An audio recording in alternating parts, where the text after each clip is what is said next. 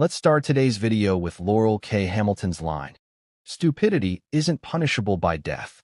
If it was, there would be a hell of a population drop. But the real question is, why are people stupid? And more importantly, when does stupidity become dangerous?" I've written on this topic many times, and every time I think I've finally said everything, something in me stays unsatisfied. Because stupidity isn't simple. It has layers, depths, levels.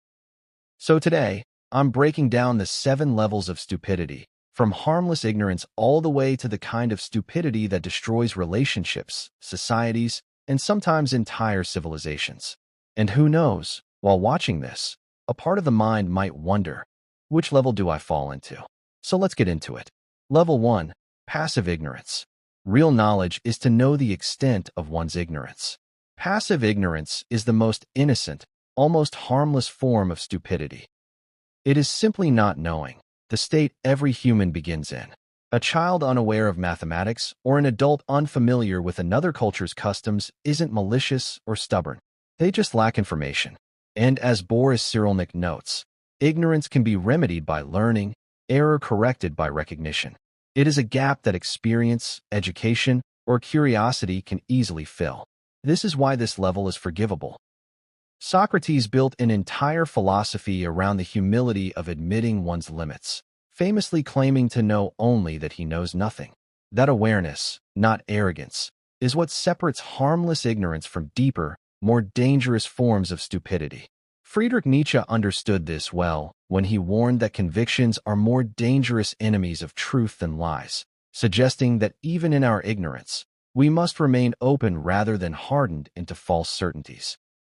Bertrand Russell echoed this in History of Western Philosophy, writing that men are born ignorant, not stupid, though he wryly added that poor education can turn that ignorance into something worse.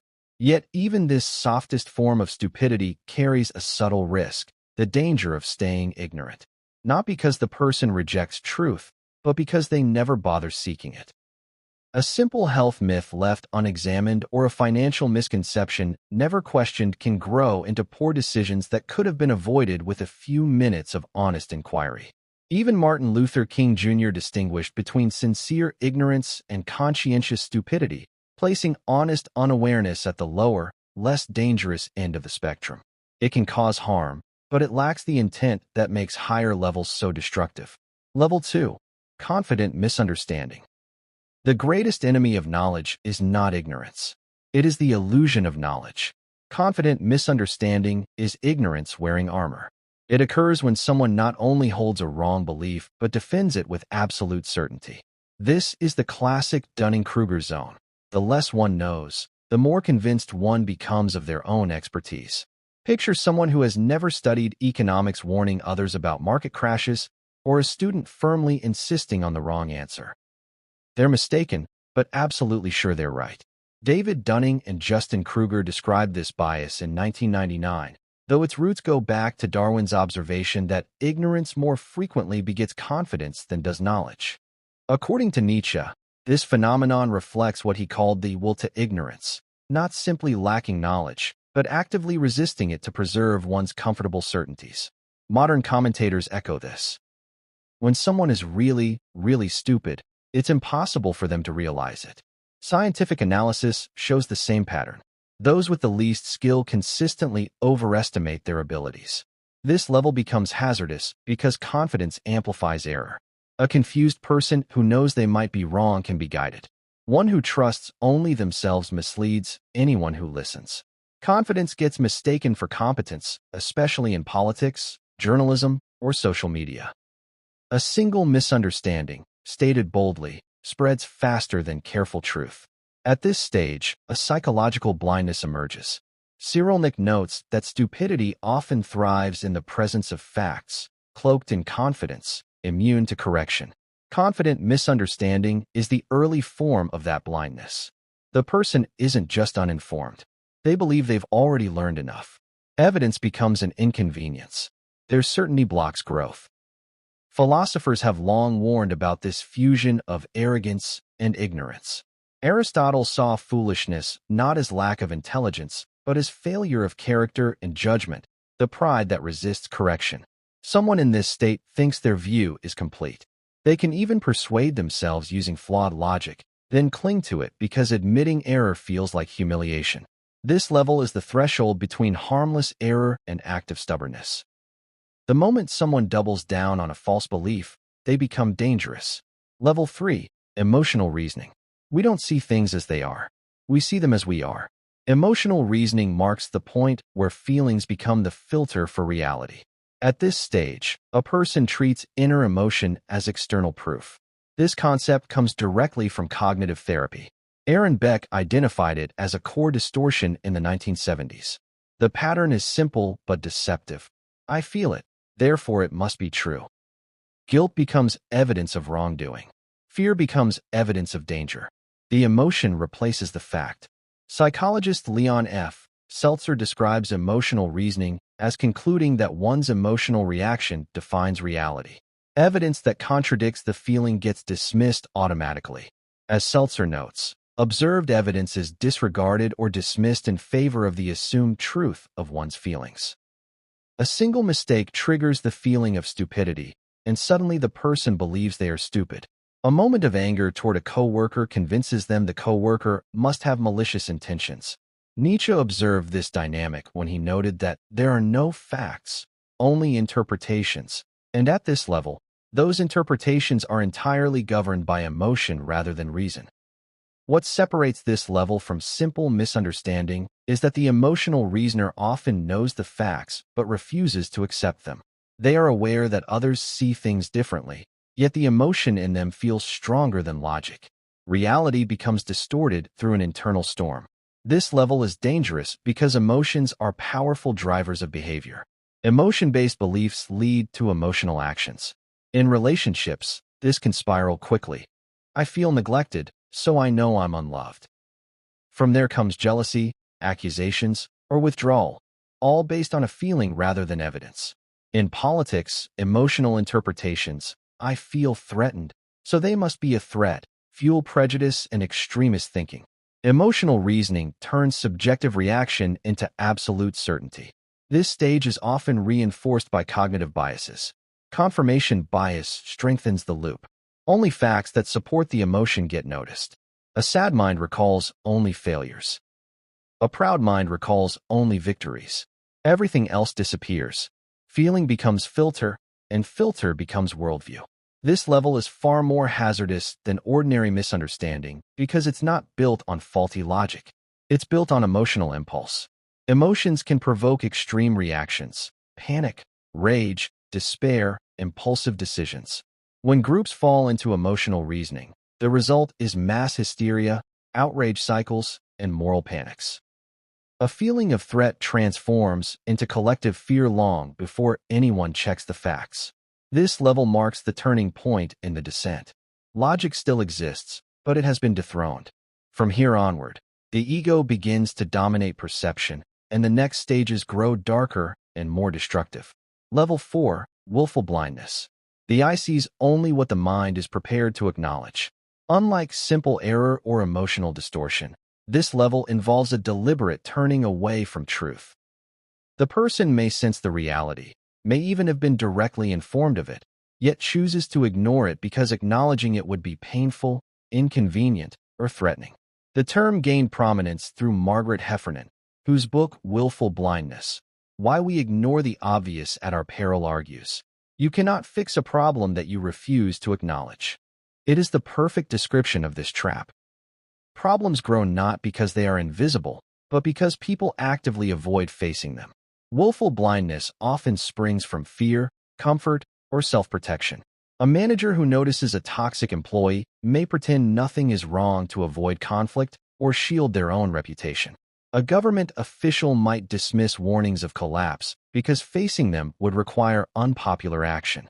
Many prefer the safety of illusion over the discomfort of truth. As a result, small cracks become catastrophic failures while everyone maintains the fiction that everything is fine. Heffernan captures the scope of this danger. The biggest threats we face are the ones we don't see, not because they're invisible, but because we choose to be willfully blind to them. Corporate scandals often grow from this exact dynamic. Employees whispering about misconduct while leadership pretends not to hear. Classic psychological studies illustrate the same phenomenon. In the Milgram obedience experiment and the Stanford prison experiment, participants recognized something was wrong, yet complied anyway. As Boris Cyrulnik observes, people can become instruments of harm not out of evil, but out of blind submission to authority. What makes this level uniquely destructive is the transition from passive ignorance to deliberate denial. The walls erected here are intentional. Excuses, deflections, self-comforting narratives.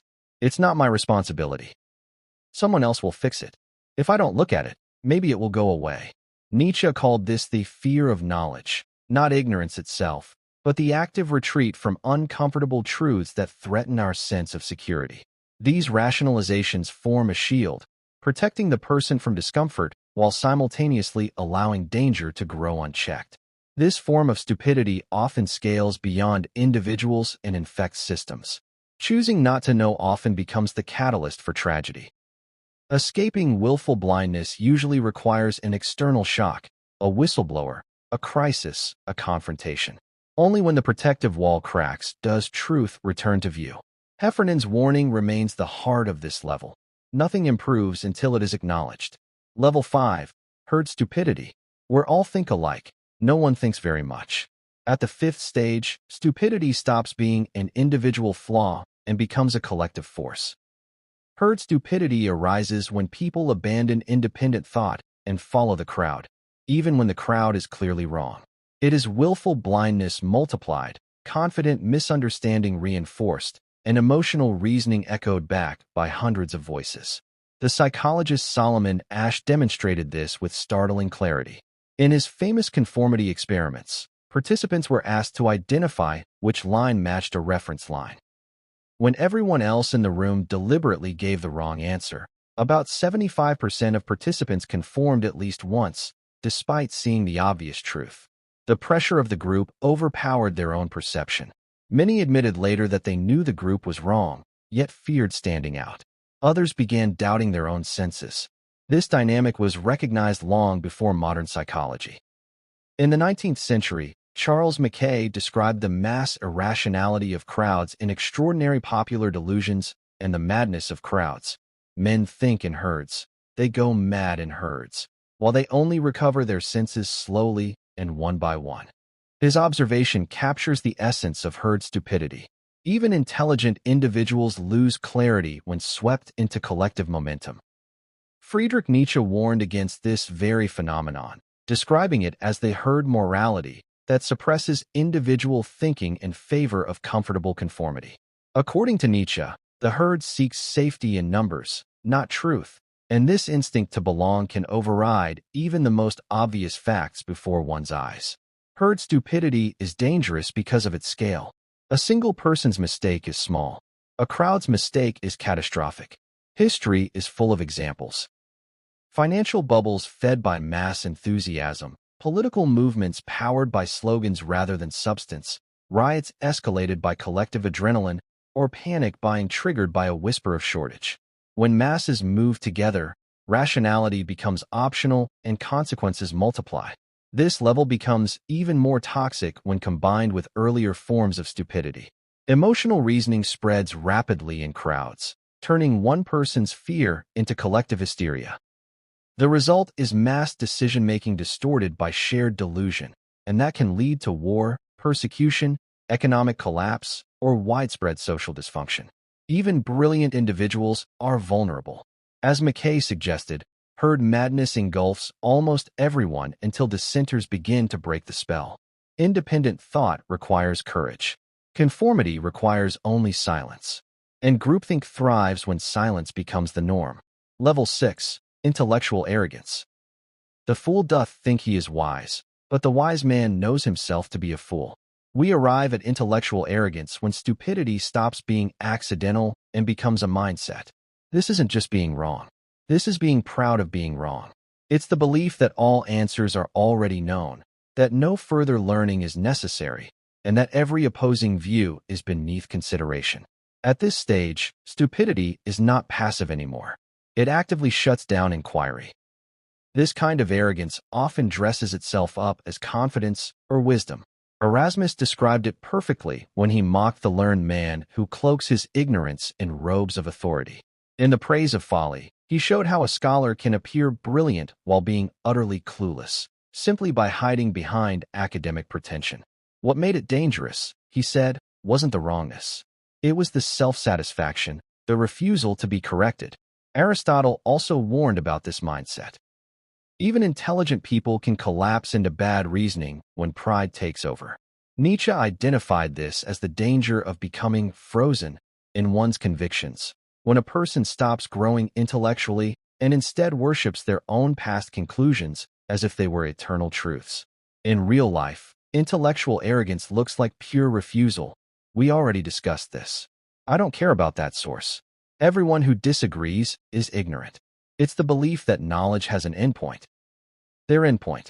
Often it grows from earlier levels. Someone who was willfully blind now convinces themselves that their blindness was wisdom all along. Or someone guided by emotions weaponizes their certainty. How dare anyone question me? Doesn't the strength of my conviction prove I'm right? The damage this causes is enormous. Earlier levels still allow correction, but arrogance builds a fortress around beliefs, brick by brick. Critics are dismissed, evidence is twisted, and warnings are ignored. This is why many thinkers have argued that intellectual arrogance sits at the root of countless disasters. Martin Luther King Jr.'s warning captures this perfectly. Nothing in the world is more dangerous than sincere ignorance and conscientious stupidity. The danger isn't just in not knowing. The danger is in choosing not to know and being proud of it. This is where ignorance and arrogance fuse with something far more sinister: ill will. Level 7. Malicious stupidity. The most dangerous form of stupidity is intelligence in the service of evil. It appears when individuals or systems cause harm not just by accident, but through a toxic blend of false certainty, blindness to reality, and a willingness to inflict damage. At this level, harm is done with conviction. Cruelty is justified by a false cause. Reckless decisions are defended by warped logic. The person is not simply mistaken. They believe their harmful actions are righteous, necessary, or deserved. Dietrich Bonhoeffer drew the line between malice and stupidity long ago. The malicious person knows they are doing evil. The stupid person cannot even recognize the suffering they cause. But here the boundary blurs. Malicious stupidity is a hybrid, a person acting from ignorance yet weaponizing it with confidence and hostility. They strike out at others with the arrogant belief that their false worldview makes them heroic. Bonhoeffer warned that the stupid person becomes dangerous by going on the attack. This is exactly what happens at the final level. Think of an extremist committing violence because of a conspiracy they believe is holy truth. Think of a leader spreading destructive propaganda, genuinely thinking it serves a greater good. Nietzsche foresaw this danger when he wrote about those who become fanatics in their certainty, people so convinced of their righteousness that they are willing to destroy anything that contradicts their vision. According to Nietzsche, these individuals have transformed their ignorance into a crusade, making them far more dangerous than simple villains who know they are doing wrong.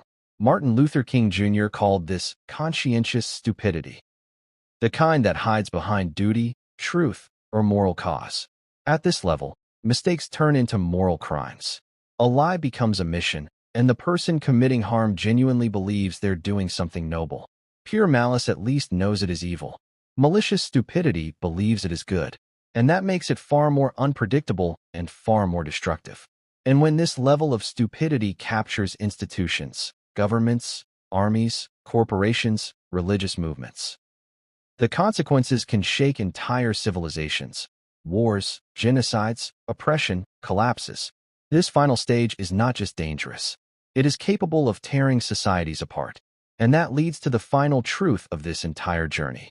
Nothing in all the world is more dangerous than sincere ignorance and conscientious stupidity. Thank you so much for staying with me through this exploration.